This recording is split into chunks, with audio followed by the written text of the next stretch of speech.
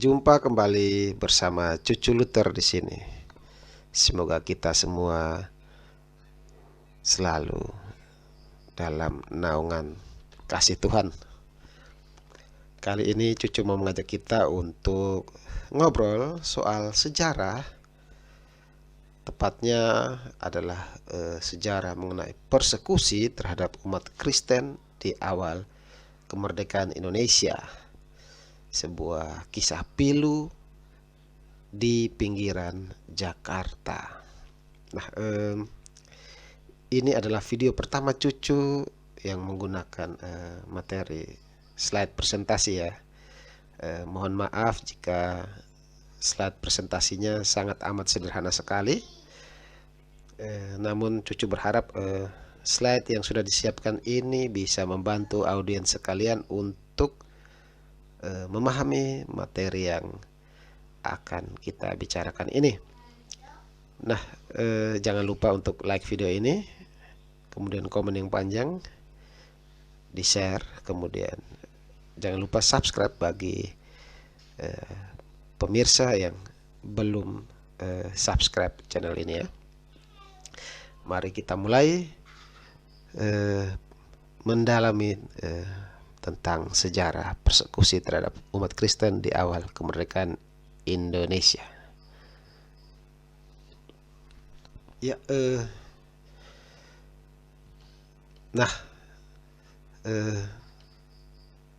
sejarah persekusi ini di awal kemerdekaan disebut masa bersiap atau gedoran yang terjadi pada kurun waktu 1945 sampai 1947, di mana terjadi peralihan kekuasaan antara tentara Kekaisaran Jepang di satu pihak ke tentara sekutu atau tentara Republik Indonesia di sisi lain. Masa bersiap ini ditandai dengan terjadinya kekacauan, perampokan massal yang dilakukan oleh masyarakat pro kemerdekaan yang disebut sebagai pemuda dan pelopor. Sasarannya adalah rakyat sipil yang berdarah Belanda dan Eropa, kemudian orang Indo atau blasteran Belanda lokal Indonesia, dan Tionghoa, serta etnis lain yang dinilai dekat dengan Belanda. Salah satunya etnis Ambon ya. Nah, peristiwa masa bersiap ini bermula dengan dijarah dan dirampoknya Depok pada 9 Oktober 1945, di mana Depok ketika itu dikenal sebagai pusat tempat tinggalnya orang Indo ya, Indo-Belanda ya. Dan masa bersiap ini disebut berakhir seusai munculnya aksi agresi militer Belanda pertama atau aksi polisionil Belanda yang pertama yang terjadi pada bulan Januari 1947. Nah, untuk kota Jakarta sendiri memang terjadi persekusi yang Cucu pernah baca itu terjadi terhadap, salah satunya terjadi terhadap komunitas warga keturunan Ambon di daerah Kramat ya, seputaran Kramat Lontar itu. Mereka dipersekusi oleh massa. Nah, gedoran di Kampung Sawah. Mungkin kita semua pernah mendengar informasi mengenai Kampung Sawah. Sering diliput oleh televisi nasional karena kampung ini disebut sebagai kampung toleransi, di mana umat yang berbeda latar belakang agama hidup berdampingan secara rukun dan damai. Kampung Sawah ini terletak di area Pondok Gede, dan kalau sekarang berada di Kecamatan Pondok Melati, Kota Madya Bekasi ya, masuknya ke Provinsi Jawa Barat, namun letaknya sangat dekat dengan Jakarta. Sebelum kemerdekaan, penduduk di Kampung Sawah sudah banyak yang memeluk kekristenan, baik Katolik maupun Protestan ya. Dan nanti Cucu akan membuat sesi khusus untuk membahas mengenai sejarah masuknya kekristenan di Kampung Sawah ini. Nah, berdasarkan testimoni dari Franciscus Xaverius Boihrimin soal persekusi di Kampung Sawah, saat itu dia berusia 14 tahun, di mana dia menceritakan bahwa pada Rabu 4 Oktober 1945, kurang lebih pukul 9 waktu Indonesia Barat, pecah pertempuran antara pasukan pelopor dan polisi keamanan Cililitan di dekat Pondok Gede ya. Kemudian sehari kemudian, pada Kamis 5 Oktober 1945, pukul 14.00 waktu Indonesia Barat, Tabrani Kasser, pemimpin pemuda pelopor di wilayah itu yang di kemudian hari menjadi asisten Wedana Pondok Gede, bersama sejumlah barisan pelopor naik motor ke Kampung Sawah dengan tujuan menggeledah rumah penduduk untuk mendapatkan senjata. Nah, selama perjalanan mereka membujuk penduduk untuk mengikuti mereka gitu. Jadi kuat dugaan mereka menebar sejumlah provokasi ya, sehingga penduduk banyak yang mengikuti mereka ke Kampung Sawah. Nah, kelompok itu kemudian jumlahnya membesar menjadi 1000-an orang, di mana mereka berteriak, "Mari kita membabat orang-orang Kristen di Kampung Sawah dan merampas segala milik mereka." Sampai Kampung Sawah, tembakan diletuskan sambil berteriak, "Merdeka!" Sebagian dari mereka menuju rumah pendeta Mika Rikin untuk merampok segala miliknya. Sebagian lain pergi ke gereja Katolik, yang sekarang gereja itu bernama Gereja Santo Servasius Kampung Sawah ya. Tapi waktu ini belum bernama Gereja Servasius, namun waktu itu kalau tidak salah namanya adalah Gereja Santo Antonius Padua. Sesampai di gereja, pintu dibuka dengan kapak, patung-patung dipecahkan, dan ada suara ancaman yang ingin membunuh pastornya. Mereka kemudian membakar menara lonceng yang terletak di depan gereja ketika itu, sebelum gereja direnovasi ya. Segerombolan orang mendobrak pintu gereja tabernakel, mereka dobrak dan dilempar keluar gereja. Gereja pun hendak mereka bakar. Yang tak mungkin saya lupa dan mungkin sulit dipercaya adalah bahan-bahan di gedung gereja itu adalah bahan-bahan yang sangat mudah terbakar. Akan tetapi hebatnya, gereja tidak terbakar habis, hanya bagian depannya saja. Itu pun hanya sebatas menara tempat lonceng tergantung. Ya, ini adalah kesaksian Bapak Yohanes Pepe. Bapak Yohanes Pepe ini adalah salah satu tokoh yang memberikan kesaksian, dan beliau merupakan penduduk asli dari Kampung Sawah ya. Selain itu, tokoh Katolik Puspa Supatmo telah mengibarkan bendera merah putih, tetapi kelompok pelopor itu tidak menghiraukan apa yang sudah dilakukan oleh Pak Puspo ya, dan mereka menyobek bendera merah putih itu, dan Pak Puspo diancam dengan golok di leher, 2 golok bahkan disebutkan 2 golok, agar ia menyerahkan uang sekolah yang disimpan. Perhiasan istrinya dirampas, bahkan giwang yang dikenakan istrinya saat itu ditarik paksa dari telinga. Klinik Melania yang terletak tidak jauh dari gereja Dan sekarang sudah tidak ada kliniknya. Sekarang persis berada di sebelah kompleks TK dan SD Strada Kampung Sawah ya. Klinik itu dirampok. Bahkan busana ibadat imam pun dicuri. Pada malam hari, karena ketakutan, umat Kristen Kampung Sawah, baik Protestan maupun Katolik, tidur di bawah pepohonan dalam keadaan ketakutan. Harta mereka ludes dirampok. Mereka mengambil apa saja yang ada di rumah, pakaian, tempat tidur, kasur, perhiasan, alat-alat rumah tangga. Kata Pak Yohanes Pepe yang sering disebut Pak Anes, Wak Anes. Dia juga mengatakan ibu-ibu dipaksa menyerahkan perhiasan yang dipakai. Istri kepala sekolah rakyat Fikop, Ibu Puspo Supatmo, giwangnya diambil paksa sampai telinganya sobek. Waduh, sadis sekali ya. Sementara itu bibi saya yang sedang masak, dandangnya diambil dan nasinya dibuang. Kurang ajar ya. Luar biasa.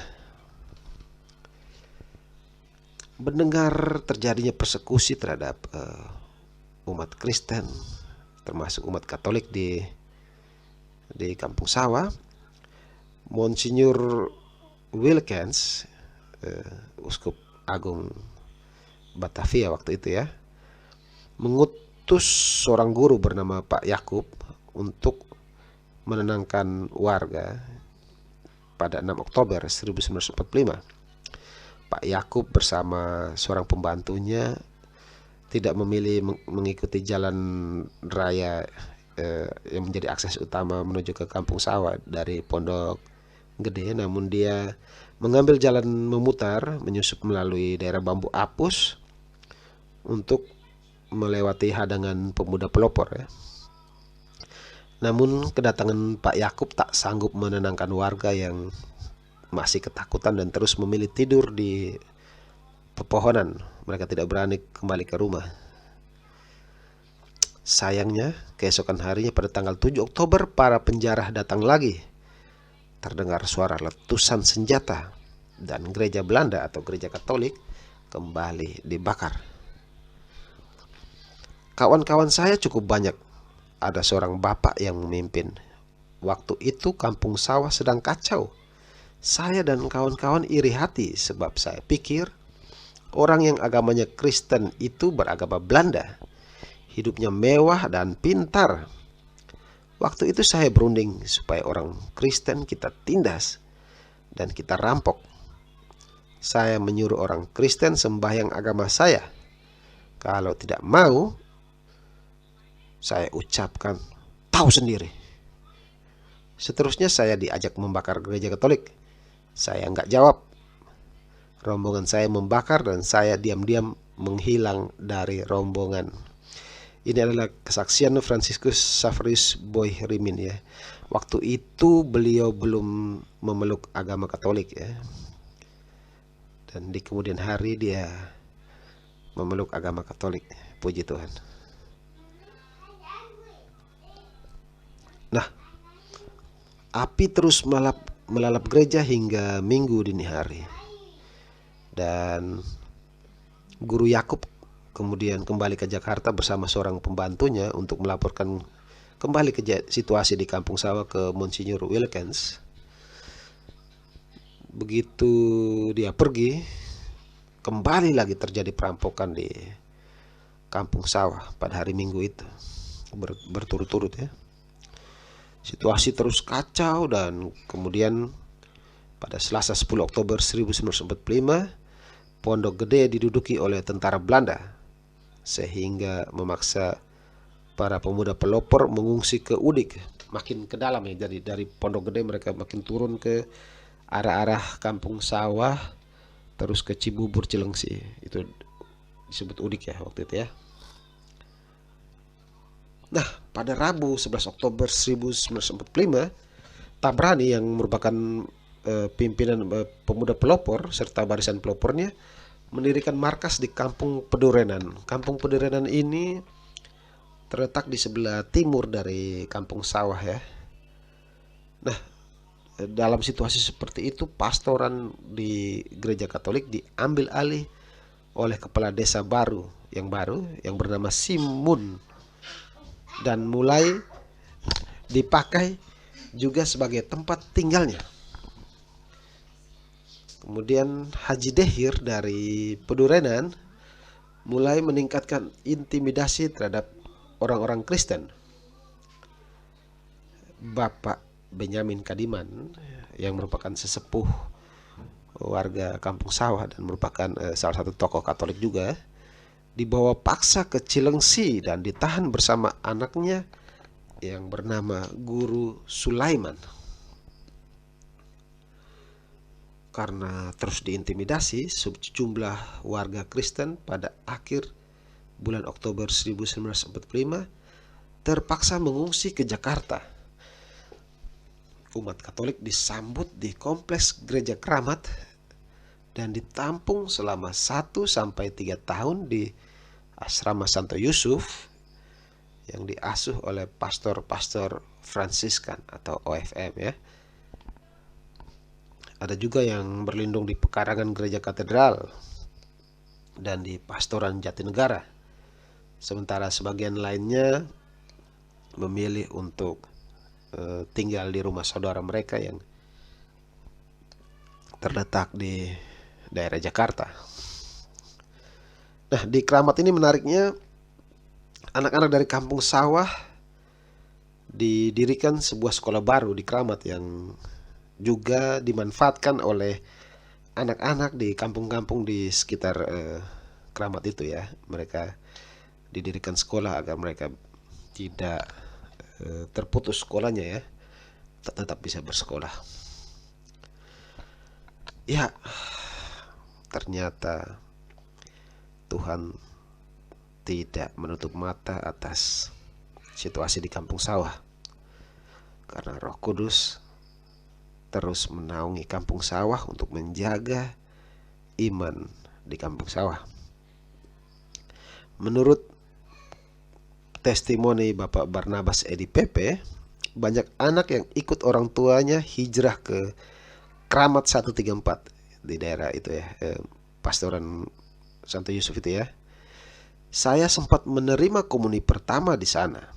Dari anak-anak itu, 12 orang dikirim ke Sukabumi untuk dijadikan pelayan dan kegiatan gereja, pelayan kegiatan gereja maksudnya. Mereka disebut sebagai anak Kampung Sawah.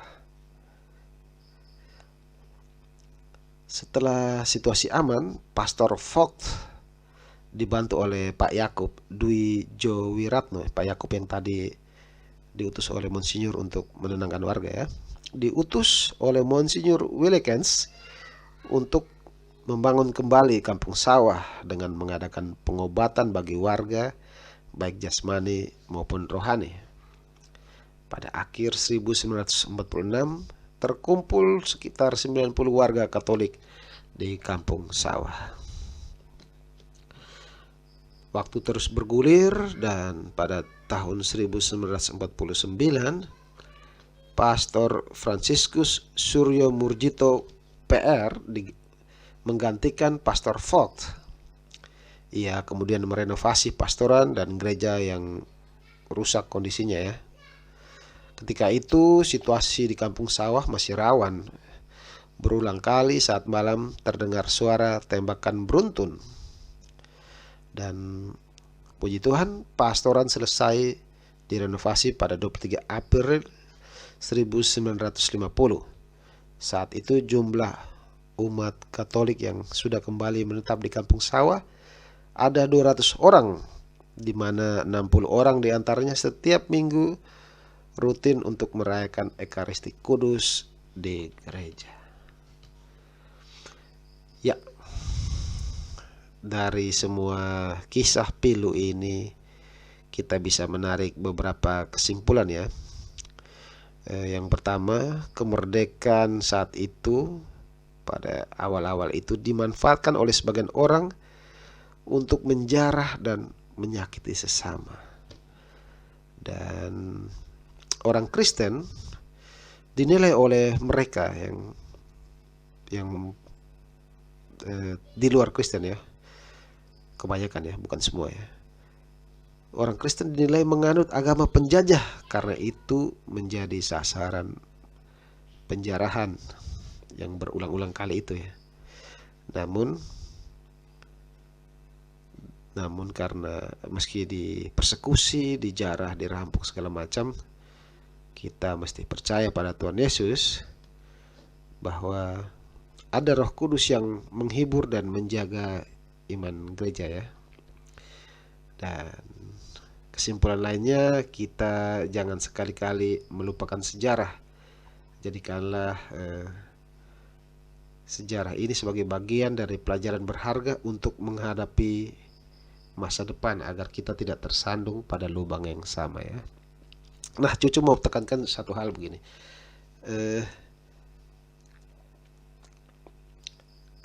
Perampokan, penjarahan yang terjadi di Kampung Sawah, termasuk persekusi juga, itu terjadi karena ketidaktahuan warga, di mana dengan pengetahuan yang minim mereka menyamaratakan penganut Kristen adalah menganut agama penjajah, sehingga mereka pasti juga penjajah begitu. Itu adalah dikarenakan ketidaktahuan. Dan sayangnya setelah 70 sekian tahun Indonesia merdeka, masih banyak juga orang-orang di luar sana yang menganggap penganut agama Kristen adalah menganut agama penjajah seperti itu. Masih ada di beberapa komentar di media sosial, masih ada saja yang berpandangan seperti itu, dan itu adalah pandangan yang salah ya. Dan semoga mereka bisa rajin riset untuk membaca lebih lanjut, dan agar tidak memiliki pandangan seperti itu. Nah, cerita ini bersumber dari Wikipedia ya, itu Cucu kutip untuk menggambarkan tentang periode bersiap. Sementara untuk kisah-kisah persekusinya, Cucu kutip dari sepangkeng kisah Gereja Katolik Kampung Sawah yang berada di website Gereja Santo Servasius Kampung Sawah, www.servasiuskampungsawah.org.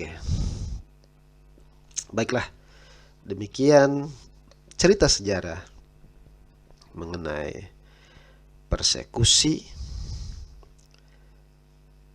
yang terjadi di masa awal-awal kemerdekaan Indonesia, sebuah kisah pilu di pinggiran kota Jakarta.